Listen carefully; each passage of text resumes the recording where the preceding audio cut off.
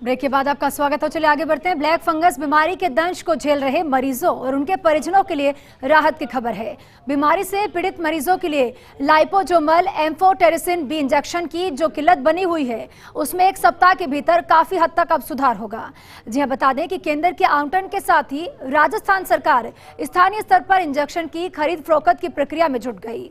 RMSCL MD Alok Ranjan का इस मामले को लेकर कहना है कि केंद्र से अब तक 12,000 इंजेक्शन की खेप मिली है। ग्लोबल टेंडर की दिक्कतों को देखते हुए हमने वेंडरों को 35,000 इंजेक्शन का ऑर्डर दे दिया। प्रदेश में कोरोना की दूसरी लहर पर ब्रेक लगने की स्थिति में आ गई है, लेकिन तीसरी लहर एक बड़ी चुनौती भी है। हमारे साथ मौजूद है RMSCL के MD आलोक रंजन जी। उनसे हम बात करते हैं। बड़ी एक टास्क थी पिछले 2 महीने में दवाओं के मैनेजमेंट की। दवाओं के मैनेजमेंट का पूरा काम देख रहे थे। जो पिछले 2 महीने गुजरे, निश्चित रूप से उसमें जो कोरोना के केसेस थे, यदि हम उसको देखें तो हमारे पास एक बहुत बड़ी चुनौती थी। खास करके पिछली बार जब कोरोना की वेव आई थी तो उस समय जो पीक गया था वो लगभग नवंबर के आसपास गया था और लगभग 70-72 हज़ार के आसपास एक्टिव केस आ रहे थे पर डे। उस समय की तुलना में आज जब हम देखते हैं तो पिछले महीने मई के बिगिनिंग में और अप्रैल के एंड में 2,38,000 के आसपास पीक पहुंच गया था। उसको देखते हुए दवाएं एकदम मैन्युफैक्चर होती नहीं है और एकदम उपलब्ध कराना बड़ी, खास करके हमारी कंपनी जिसकी QC पॉलिसी भी होती है, ऐसे में सबसे बड़ी चुनौती निश्चित रूप से दवाओं की सप्लाई ही रही। पर यह था कि माननीय मुख्यमंत्री महोदय और माननीय मंत्री महोदय ने इस मामले में निर्देश दे रखे थे पहले से ही। शायद हम फरवरी से थोड़े तैयार भी थे इस मामले में, एक्सेप्ट ये कि जो रेमडेसिविर था, रेमडेसिविर का कुछ एक्सेस होने लगा था हमारे पास, परंतु जब केसेस बढ़े तो रेमडेसिविर अचानक से मार्केट से ख़त्म हो गई। और आई थिंक सबसे पहली चुनौती वही आई जो हमें शायद 9 अप्रैल के आसपास लगा कि रेमडेसिविर बिल्कुल ख़त्म हो रही है। उसको देखते हुए हमारे पास सबसे अच्छी बात ये थी कि बाकी राज्यों में, चाहे वो आसपास मध्य प्रदेश हो, गुजरात हो, यहाँ तक कि पंजाब भी, हमने रेमडेसिविर की ऑलरेडी RC कर रखी थी जो हमने फरवरी में कर ली थी। हमारे चेयरमैन साहब ने अपनी बोर्ड मीटिंग में डायरेक्शन दिए थे कि इनकी तैयारी के रूप में करके रखो, तो हम रेमडेसिविर की RC करने वाले गिने चुने राज्यों में थे, इसलिए हमने 1.5 लाख का PO दे दिया इमीडिएटली। हमारे पास रेट कॉन्ट्रैक्ट थे और हम ऑलरेडी टच में थे कंपनियों के, क्योंकि हम इससे 2 स्टेप आगे थे।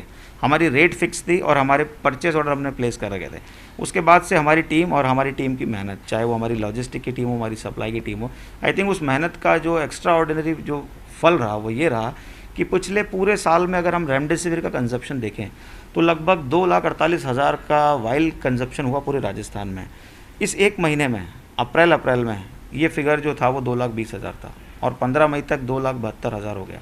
तो कहने का तात्पर्य ये है कि पूरे साल में जो क्वांटिटी अपन ने कंज्यूम नहीं करी हम वो लेके आए, तब जबकि 9 मई के आसपास हमारे को लग रहा था, 9 अप्रैल के आसपास हमको लग रहा था कि क्वांटिटी खत्म हो गई है। तो निश्चित रूप से सबसे बड़ी चुनौती इस दवा की उपलब्धता थी। पर मैं आपको बताऊं कि इसमें थोड़ा नियंत्रण करना ज़रूरी था और वेस्टेज को रोकना ज़रूरी था। ये 2 प्रभावी कदम थे जो मुझे लगता है माननीय चेयरमैन साहब और मंत्री जी ने विशेष रूप से इसमें निर्देश दिए थे कि दवा जो है इसका दुरुपयोग नहीं हो। ब्लैक फंगस के लगातार केस सामने आ रहे हैं और जो इंजेक्शन है, जीवन रक्षक इंजेक्शन जिसको कहा जा रहा है, वो अभी भी उपलब्ध नहीं हो पा रहा है लोगों में, लेकिन कोशिश की जा रही है कि जितनी सेंटर से आ रही है उस हिसाब से आप हर जगह भेजें। ये ब्लैक फंगस के केसेस आए तो इसका लाइपोसोमल वर्जन चाहिए था।